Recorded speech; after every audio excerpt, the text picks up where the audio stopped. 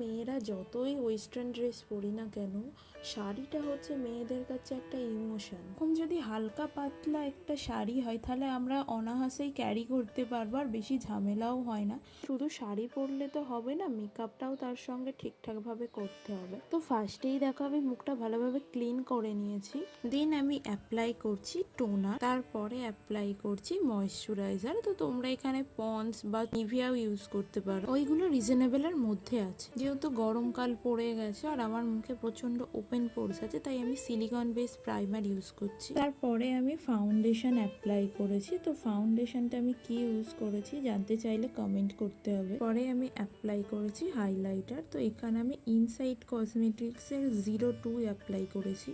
তারপরে আমি অ্যাপ্লাই করেছি ক্রিম ব্লাশার, আর এখানে লাইটের জন্য অনেকটা রেড লাগছিল, বাট অতটাও আমি ইউজ করিনি। তারপরে ব্লেন্ড করে সেটাকে ঠিকঠাক হয়ে গেছিল।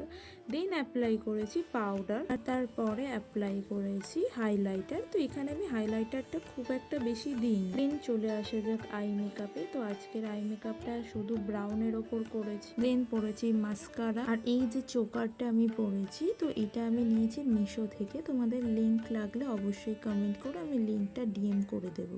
আর শাড়িটা আমি নিয়েছি ফ্লিপকার্ট থেকে। তো তোমাদের যদি শাড়িটারও লিঙ্ক লাগে আমাকে কমেন্ট করো, আমি ডিএম করে দেবো। আর আমার এই সিম্পল লুকটা তোমাদের কেমন লাগলো অবশ্যই কমেন্ট করে জানাবে। আজকের মতো টাটা সবাইকে।